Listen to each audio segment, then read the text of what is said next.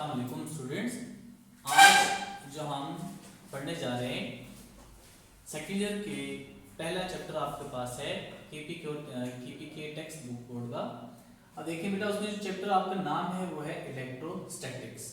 ठीक है, इलेक्ट्रोस्टैटिक्स का जो आपका आर्टिकल है या आप बेटा इस वर्ड से वाकिफ है, थोड़ा बहुत आपने इसका इंट्रोडक्शन और एक चैप्टर आपने क्लास मैटर में पढ़ा था। अब देखिए बेटा, इलेक्ट्रोस्टैटिक्स को अगर आप देखें तो ये कॉम्बिनेशन है दो वर्ड्स का। एक आपके पास है इलेक्ट्रो और दूसरा बेटा आपके पास कौन सा है, स्टैटिक्स का।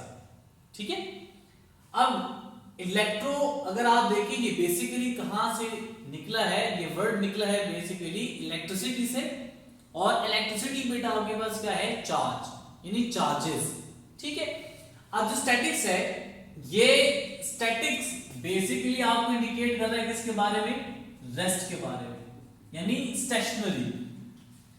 अब ओवरऑल इस कॉम्बिनेशन देखें तो हमारे पास डेफिनेशन बनती है इसकी कि electrostatics is the branch of the physics in which we study about the charges which are in the state of rest. यानी एक ऐसी ब्रांच फिजिक्स की कि जिसमें आप चार्जेस की प्रॉपर्टीज को डिस्कस करें, चार्जेस के बारे में पढ़ें और वो किस स्टेट में हो, रेस्ट की स्टेट में हो, मूव न करें, स्टेशनरी हो। जब चार्ज मूव करेगा तो हम वो इलेक्ट्रोस्टैटिक्स में नहीं पढ़ेंगे, बल्कि आगे जो आपके चैप्टर्स आएंगे करंट इलेक्ट्रिसिटी, तो हम उसमें स्टडी करेंगे। अब जब हमने डेफिनेशन में वर्ड यूज किया चार्ज का, तो चार्ज क्या होता है, चार्ज को डिफाइन करने से पहले एक टर्म हम यूज करते हैं फिजिक्स में जिसको हम कहते हैं न्यूट्रल बॉडी। न्यूट्रल बॉडी क्या होती है, एक ऐसी बॉडी जिसमें इलेक्ट्रॉन्स की तादाद और प्रोटॉन्स की तादाद बराबर हो, तो हम कहते हैं कि ये बॉडी आपके पास कौन सी है, न्यूट्रल बॉडी है। अब अगर इन दोनों में डिफरेंशिएशन आ जाए, थोड़ा सा इलेक्ट्रॉन्स की तादाद प्रोटॉन की तादाद के साथ बराबर ना हो, तो तब ये बॉडी न्यूट्रल नहीं कहलाएगी, बल्कि ये बॉडी चार्ज्ड बॉडी कहलाएगी। अब चार्ज को हम डिफाइन कैसे करते हैं, हम कहते हैं कि या तो उस बॉडी के ऊपर इलेक्ट्रॉन्स की तादाद ज्यादा हो जाए या फिर उसमें इलेक्ट्रॉन्स की तादाद क्या हो जाए, कम हो जाए, तो हम कहते हैं कि ये बॉडी आपके पास क्या हो गई, चार्ज्ड बॉडी हो गई। यानी deficiency of electrons or excess of electrons, अगर तो ये कंडीशन जस्टिफाई हो जाए तो हम कहेंगे कि ये चार्ज बॉडी की डेफिनेशन को सेटिस्फाई कर रहा है। अब इस डेफिनेशन में भी दो पार्ट्स हैं, एक में हमने कहा excess amount of an electron और एक में हमने कहा डिफिशिएंसी ऑफ एन इलेक्ट्रॉन। तो बेटा अगर आप इसको देखें तो हमारे पास इसी डेफिनेशन की बेस के ऊपर दो टाइप्स ऑफ चार्जेस आपके पास आती हैं। एक आपके पास है नेगेटिवली चार्ज, यानी ऐसी बॉडी जिसमें इलेक्ट्रॉन्स की तादाद प्रोटॉन्स की तादाद से ज्यादा हो जाए, तो उस केस में इलेक्ट्रॉन्स के ऊपर चूंकि नेगेटिव चार्ज है तो ओवरऑल होल बॉडी के ऊपर नेगेटिवली चार्ज का इफेक्ट ज्यादा होगा, तो हम कहेंगे कि वो बॉडी आपके पास क्या हो गई, नेगेटिवली चार्ज हो गई। अब जो पॉजिटिवली चार्ज बॉडी है, इसमें अगर ऐसे हो कि इलेक्ट्रॉन्स की तादाद प्रोटॉन्स के मुकाबले में कम हो जाए, तो ओवरऑल होल बॉडी के ऊपर पॉजिटिव चार्ज का इफेक्ट नेगेटिव चार्ज के मुकाबले में ज्यादा हो जाएगा, तो हम ये कहेंगे कि उसमें डिफिशिएंसी क्रिएट होगी इलेक्ट्रॉन्स की, तो ये बॉडी आपके पास कौन सी हो गई है, पॉजिटिवली चार्ज्ड हो गई है। अब जो प्रॉपर्टीज ऑफ चार्जेस हैं, प्रॉपर्टीज ऑफ चार्ज क्या है कि अगर आप देखें कि फॉर एग्जांपल लेट से आपके पास एक चार्ज पॉजिटिव है, दूसरा चार्ज भी पॉजिटिव है, या एक चार्ज नेगेटिव है, दूसरा चार्ज नेगेटिव है, दो बॉडीज, एक पॉजिटिव ये भी पॉजिटिव या ये नेगेटिव ये भी नेगेटिव, जब आप इसको करीब लेके आएंगे तो ये आपस में रिपेल करेंगे, तो इनके दरमियान जो फोर्स होगी हम उसको नाम देंगे कि ये क्या है, फोर्स ऑफ रिपल्शन।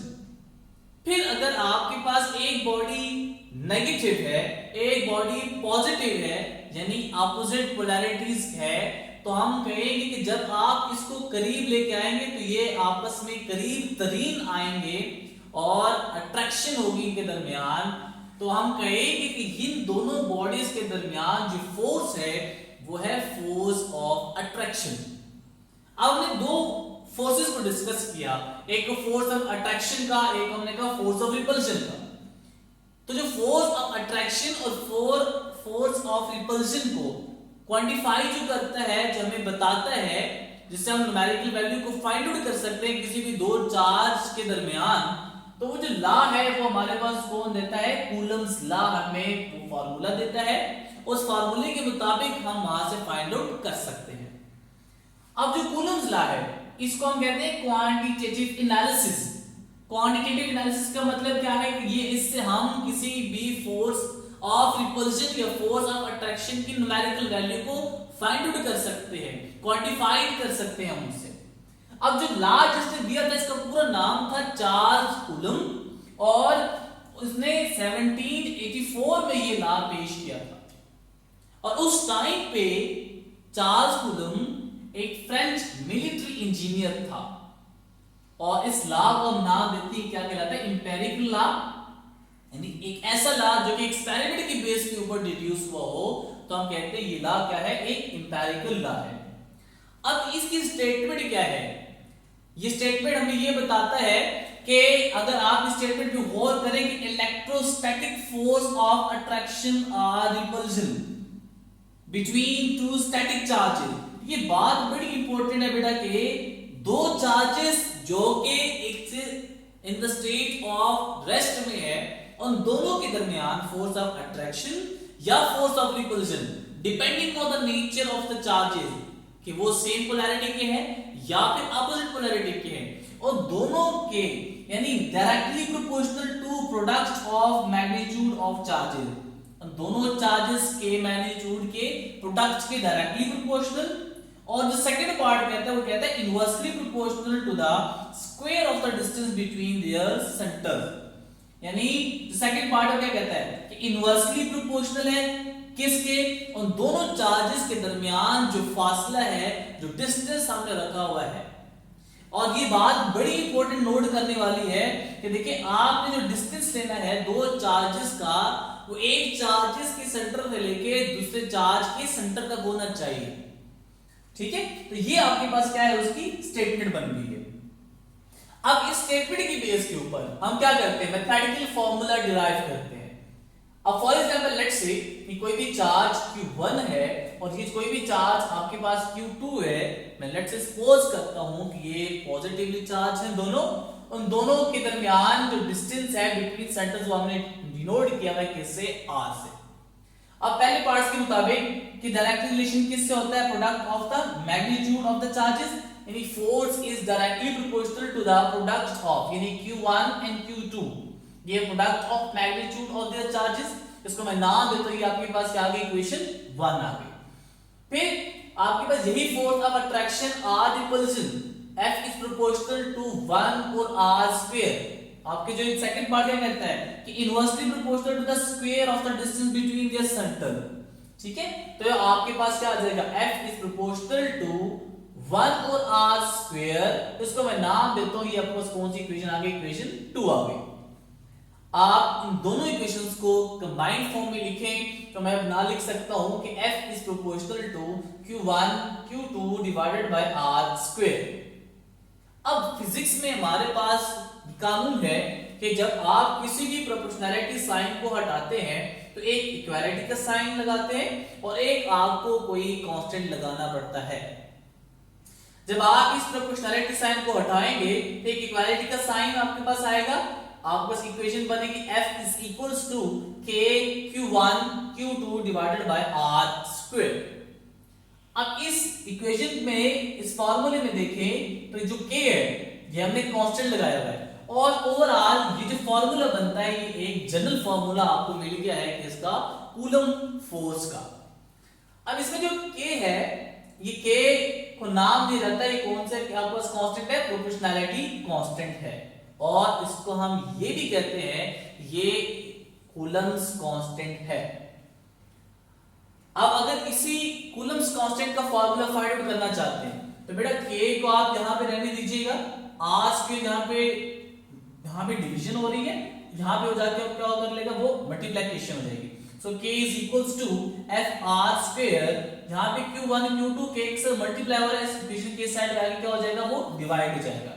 तो ये k is equals to F R square divided by q1 and q2, ये फॉर्मूला बन गया किसका, कूलम्स कांस्टेंट का। अब कूलम कांस्टेंट की डिपेंडेंस दो फैक्टर्स के ऊपर होती है। एक, वो दो चार्जेस जो आपने कंसीडर किए हुए, इन दोनों चार्जेस के दरमियान मीडियम कौन सा है, whether the medium is vacuum or dielectric। तो अगर आप डाइलेक्ट्रिक या उसके साथ कोई भी मीडियम रखेंगे, उसके साथ k की वैल्यू भी क्या होती जाएगी, वो चेंज होती जाएगी। जो सेकंड फैक्टर है वो है आपके पास सिस्टम ऑफ यूनिट, यानी जो सिस्टम ऑफ यूनिट कंसीडर कर रहे हैं वो उसके लिहाज से भी k की वैल्यूज क्या होती जाएगी, वो चेंज होती जाएगी। अब हम जो यूनिट निकालते हैं या यूनिट फाइंड आउट करते हैं या यूज करते हैं सिस्टम, उसमें अगर आप देखिए, अगर मैं k की यूनिट निकालना चाहूं तो इसमें फोर्स की यूनिट हम क्या यूज करते हैं, न्यूटन। r डिस्टेंस है, उसकी यूनिट आपके पास क्या है, मीटर। क्योंकि r के ऊपर स्क्वायर है तो ये बन जाएगा Newton metre square divided by q1 charge, उसकी यूनिट कूलम। q2 की आपके पास चार्ज है, उसकी यूनिट भी क्या हो गई, कूलम। तो q1 q2 coulomb into coulomb square, तो न्यूटन मीटर स्क्वायर पर कूलम स्क्वायर। या फिर आप इसको इस तरह भी लिख सकते हैं कि आप न्यूटन मीटर स्क्वायर इस कूलम स्क्वायर को डिनोमिनेटर से आप ऊपर नोमिनेटर में ले जाएं तो क्या बन जाएगा, -2। So newton metre square coulomb inverse 2 is the unit of the Coulomb's constant.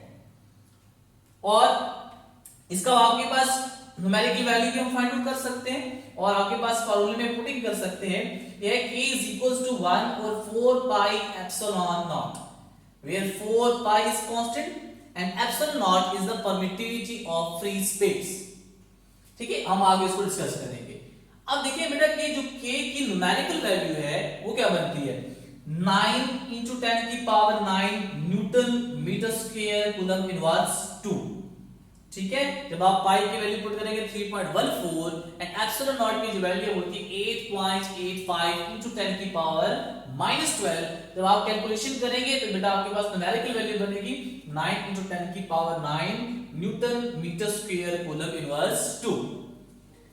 अब ये हमारे पास ये वो आपके पास कोर्स था जो आप थोड़ा बहुत मैट्रिक्स में पढ़ चुके हैं, लेकिन एफएससी में हम देखेंगे कि हमारा जो कूलम फोर्स का फार्मूला है वो वैक्यूम में किस शेप का इख्तियार करता है, और जब हम उसके दरमियान मीडियम को चेंज करते हैं तो उसके ऊपर कूलम फोर्स से किस तरह वो इनवर्स रिलेशन है, डायरेक्ट रिलेशन है, कम करता है, इंक्रीज करता है, वो हम देखने चाहते हैं।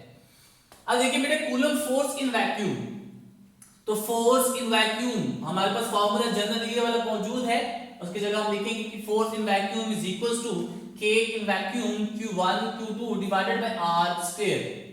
याद रखिए बेटा कि आप q1 को चेंज नहीं कर रहे, q2 को चेंज नहीं कर रहे, उन दोनों के दरमियान जो डिस्टेंस है वो भी फिक्स्ड है, वो भी चेंज नहीं हो रहा, सिर्फ और सिर्फ आपका मीडियम चेंज हो रहा है, उसके लिहाज से उसकी परमिटिविटी भी क्या हो जाएगी, वो चेंज होगी।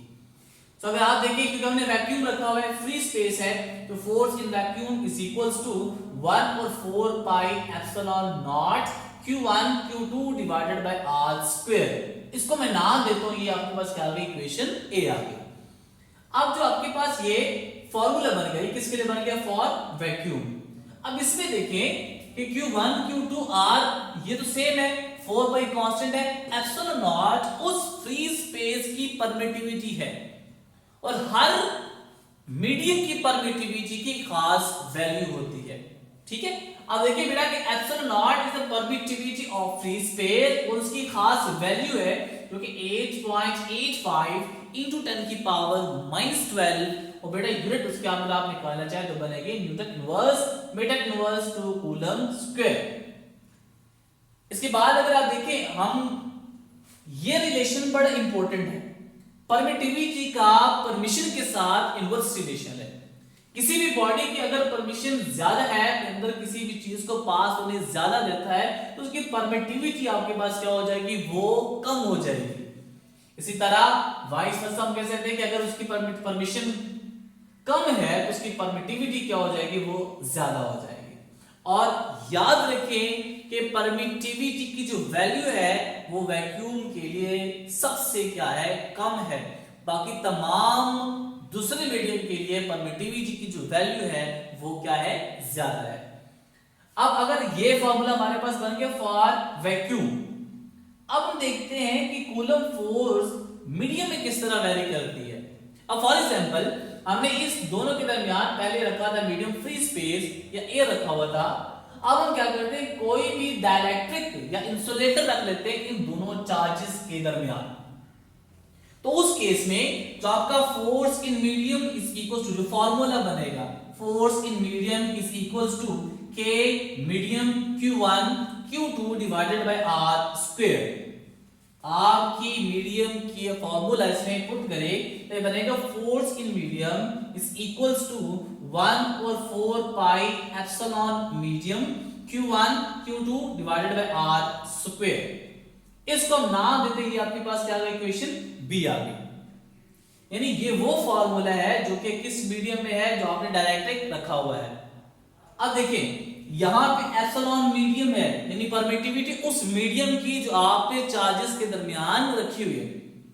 अब देखिए कि हम दो मीडियम्स के दरमियान अगर रिलेशन निकालना चाहें या रिलेशन को देखना चाहें तो उन दोनों के दरमियान रिलेटिव परमिटिविटी का जिक्र करते हैं। तो relative permittivity is the ratio between the permittivity of that medium which is placed between the charges to the permittivity of free space. Epsilon medium is the permittivity of that medium which is placed between the two charges, and epsilon naught is the permittivity of free space which is placed between the two charges जो आपने पहले रखा हुआ था। अब इस फॉर्मूले में देखें यहां पे एप्सिलॉन मीडियम है, तो हम इस एप्सिलॉन मीडियम की वैल्यू निकालते हैं और फिर इसको इक्वेशन बी में पुट करते हैं। अब देखिए एप्सिलॉन आर के साथ एप्सिलॉन नॉट मल्टीप्लाई हो जाएगा तो हमारे पास एप्सिलॉन मीडियम की वैल्यू निकल आएगी। So epsilon medium is equals to epsilon nought into epsilon R. एक बात याद रखिए बेटा कि एप्सिलॉन मीडियम और एप्सिलॉन नॉट दोनों सेम फिजिकल क्वांटिटीज हैं।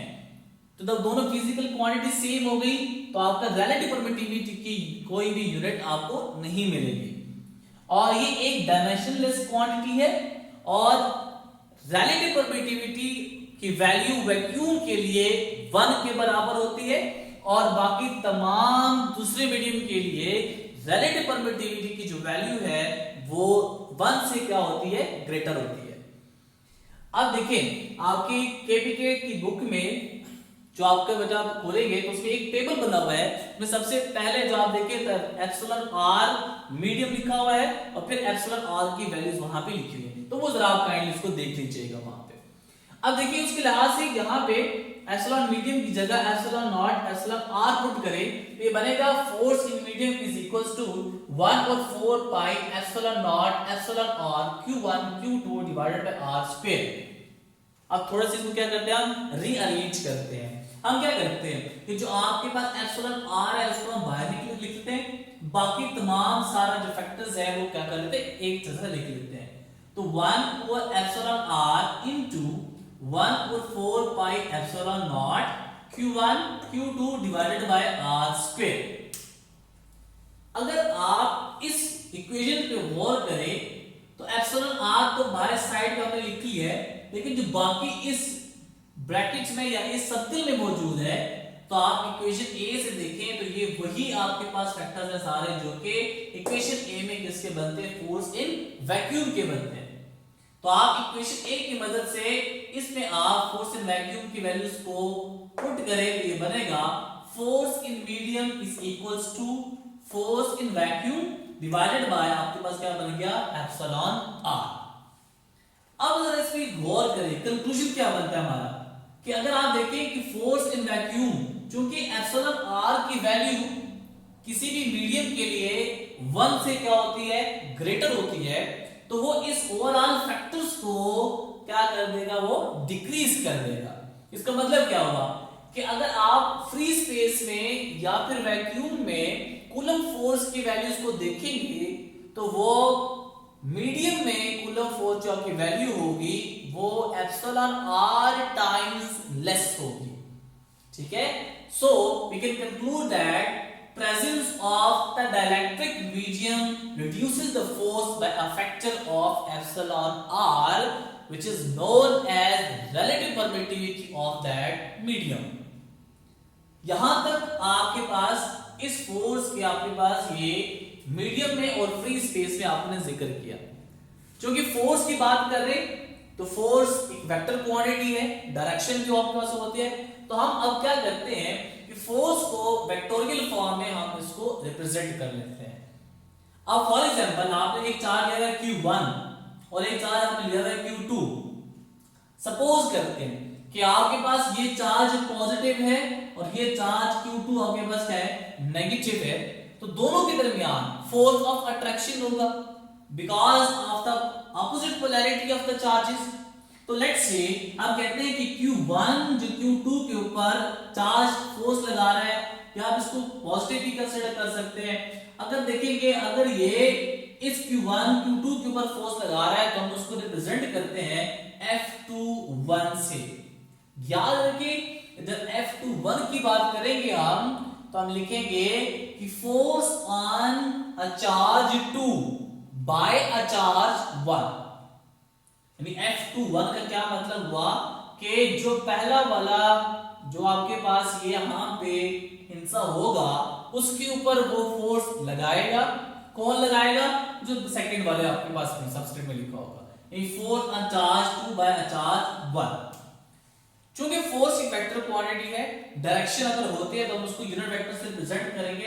तो R21 is the unit vectors of the force which is acting on the charge 2 by a charge 1।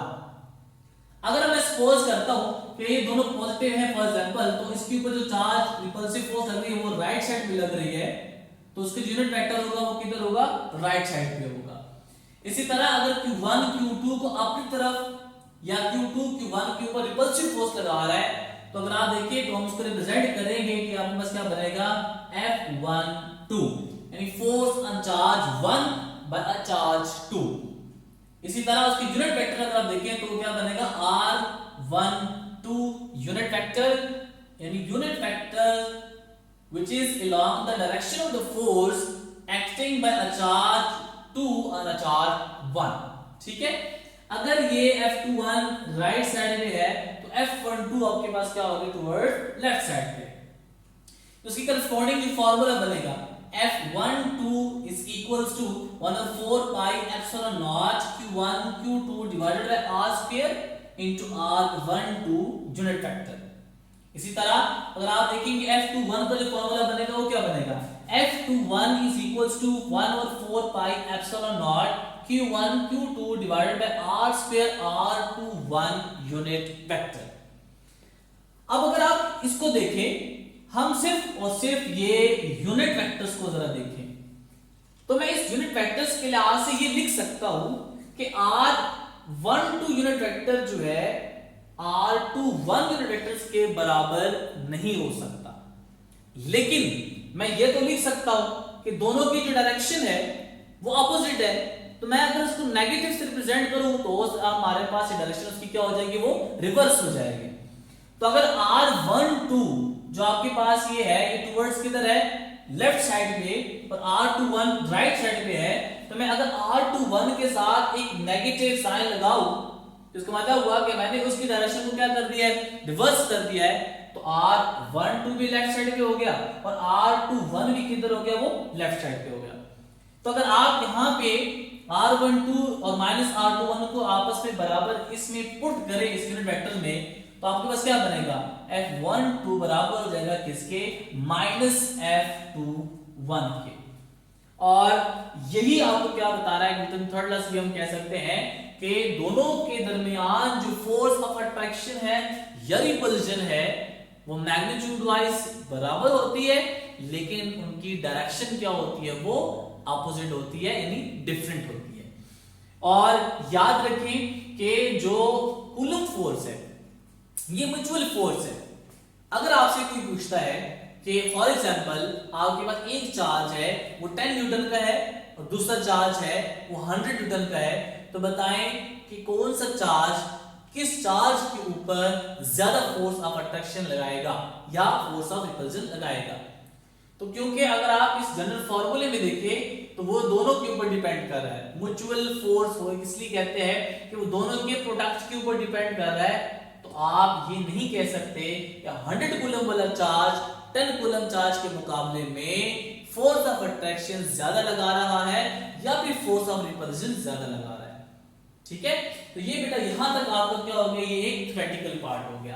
अब आप केपी के बुक में अगर आप देखें तो केपी के बुक में जो पहला एमसीक्यूज है, एक्सरसाइज का एमसीक्यूज है, हम उसको सॉल्व करने जाते हैं। वो एमसीक्यूज आपके पास क्या है, जो पहला पार्ट है, जो पहला एमसीक्यूज है एक्सरसाइज का, उसकी कुछ गिवन कंडीशंस आपके पास ये है। एमसीक्यूज नंबर 1 वो ये कहता है कि आपके पास एक चार्ज है, आपने उसको क्या किया, दो हिस्सों में डिवाइड कर दिया है, क्या है, ठीक है, यानी एक चार्ज Q था, आपने उसके दो हिस्से कर दिए और दो हिस्से इस तरह कर दिए कि एक पार्ट उसका आपके पास क्या है Q और दूसरा पार्ट आपके पास क्या है Q माइनस Q। और आप ये बताएं कि किस कंडीशन में आपके पास फोर्स मैक्सिमम होगी अगर उनके दरमियान जो डिस्टेंस है वो R कैपिटल R के बराबर है। आप फाइंड करें तो फाइंड फोर्स मैक्सिमम, ठीक है। और उसमें जो ऑप्शन गिवन है उसमें एक ऑप्शन ए है, ऑप्शन ए आपको बताता है कि अगर Q is equals to Q/4, B option, चार ऑप्शन आपको गिवन है। एक पहले ऑप्शन आपके पास है Q is equals to Q/4, दूसरा ऑप्शन बेटा आपके पास है Q is equals to Q/2, C option आपके पास है Q is equals to capital Q and D option आपके पास है नन ऑफ दीज। हम इन चार जो ऑप्शन गिवन है इसमें हमने सुटेबल ऑप्शन को क्या करना है, फाइंड आउट करना है।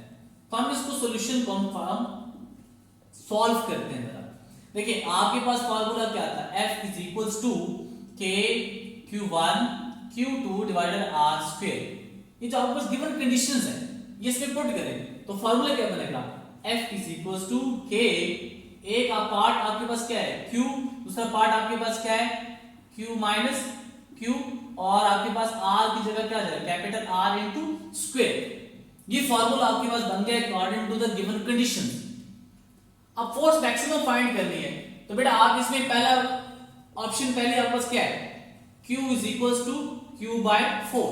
तो इस फार्मूले में जहां पे स्मॉल q है उसकी जगह आप पुट करें कैपिटल Q डिवाइडेड बाय 4, तो ये बनेगा force is equals to K into Q/4 into Q minus Q/4 divided by R square. ठीक है, जब आप इसको सॉल्व करेंगे तो ये बनेगा K इनटू, बेटा यहां पे आप एलसीएम ले लेना, कैपिटल Q/4 तो एज इट इज आ गया, यहां पे Q/4 यहां पे Q है, एलसीएम आपके पास क्या आएगा 4। अब देखिए Q 4Q माइनस Q तो बन जाएगा 3Q, ठीक है, और आपके पास क्या बन जाएगा R स्क्वायर। ठीक है, तो बेटा आप इसको सॉल्व करेंगे तो ये आपके पास बनेगा K इनटू Q स्क्वायर और ये बनेगा 3 और डिवाइडेड बाय 4 into 4 16 और R स्क्वायर। एक आपके पास ये हमने क्या कर लिया, ऑप्शन फाइंड आउट कर लिया। अगर आप इसको देखें जरा तो जब आप इसको सॉल्व करेंगे ये बनेगा is equals to 0.1875 Q square divided by R square और साथ में आपके पास क्या है K की वैल्यू। ये एक आपके पास फोर्स की वैल्यू फाइंड आउट हो गई जो कि आपने इसमें क्या पुट कर दिया है, एक पहला ऑप्शन फाइंड आउट कर दिया इसमें जो आपका गिवन एमसीक्यूज है। अब देखिए दूसरा जो आपके पास इसमें ऑप्शन दूसरी है कि स्मॉल q को आप पुट करें Q/2 से, तो ऑप्शन बी जरा देखें कि Q is equals to Q/2। इस फॉर्मूले में जरा देखें, पुट करें जरा इसमें जरा, तो आपको क्या आएगा, F is equals to K into Q by 2 minus capital Q as it is, small q की जगह आपके पास क्या आ जाएगा, Q by 2 divided by R square. जब आप इसमें लिखे इसको सॉल्व करें जरा, बस बनेगा K into Q by 2 as it is आ गया। यहाँ फिर एलसीएम ले तो बड़ा आपके पास रहेगा 2 एलसीएम, तो 2q माइनस q, ये बन जाएगा आपके पास Q बाई 2 और डिवाइडेड बाय डिनोमिनेटर में आपके पास R स्क्वायर है, तो वो एज इट इज आ जाएगा। अब देखिए इसको जरा सिंप्लीफाई करते हैं। So F is equals to K into Q square divided by R square, ये आपके पास एज इट इज आ गया। और यहाँ पे आपके पास क्या है, divided by 2, 2 multiply by 2 4, so ये बन जाएगा आपके पास 1 divided by 4 K Q square divided by R square. तो आज इसको सॉल्व करेंगे तो ये बनेगा F is equals to 0.25 K Q square divided by R square. ये आपके पास क्या आ गया, सेकंड ऑप्शन पुट करने से ये वैल्यू आपके पास आ गई। अब देखिए K Q square R square यहाँ पे भी कॉमन है और यहाँ पे भी कॉमन है, यहाँ पे है 0.1875, यहाँ पे है 0.25। अब जो C ऑप्शन है वो क्या है, Q is equals to Q, तो बेटा फॉर्मूला क्या है, F is equals to K small q into capital Q minus small q divided by R square. अब इसमें जो आपके पास ऑप्शन है वो क्या है कि Q को कैपिटल Q के बराबर पुट करें, ये बनेगा F is equals to K